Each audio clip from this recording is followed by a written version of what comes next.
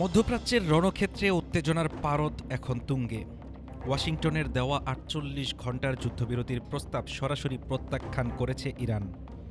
আধা সরকারি সংবাদ সংস্থা ফার্স নিউজের দাবি, হামলা থামিয়ে আলোচনার টেবিলে বসতে রাজি নয় তেহরান। উল্টো মাঠের লড়াইয়ে কড়া জবাব দেওয়ার হুঁশিয়ারি দিয়েছে দেশটি। মধ্যপ্রাচ্যের আকাশে বারুদের গন্ধ আর যুদ্ধের দামামা। গত ২৮ ফেব্রুয়ারি থেকে ইরান লক্ষ্য করে যুক্তরাষ্ট্র ও ইসরায়েলের সম্মিলিত হামলার পর থেকেই পাল্টা আঘাতের নেশায় ফুঁসছে তেহরান।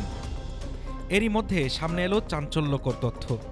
ইরানের আধা সরকারি সংবাদ সংস্থা ফার্স নিউজ বলছে, সংঘাত থামাতে তেহরানকে ৪৮ ঘণ্টার যুদ্ধবিরতির প্রস্তাব দিয়েছিল ট্রাম্প প্রশাসন।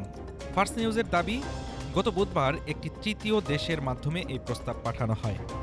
তবে এই প্রস্তাবের কোনো লিখিত জবাব দেওয়ার কোনো প্রয়োজনই মনে করেনি ইরান। বরং হামলার তীব্রতা বাড়িয়ে মাঠেই এর পাল্টা জবাব দেওয়া হয়েছে। যদিও এই প্রস্তাবের বিষয়ে ওয়াশিংটনের পক্ষ থেকে এখনও কোনো আনুষ্ঠানিক মন্তব্য পাওয়া যায়নি।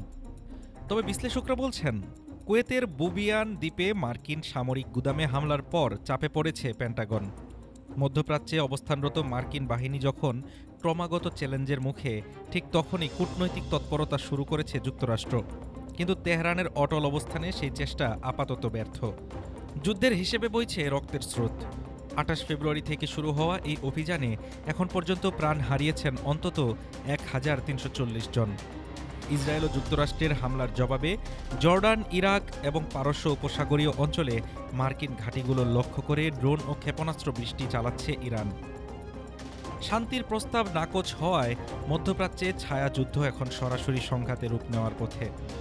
কূটনৈতিক টেবিলের চেয়ে রণাঙ্গনেই এখন ভাগ্য নির্ধারিত হচ্ছে এ অঞ্চলের দেশগুলোর। হাফিজুর রহমান তুষার, ঢাকা টুডে।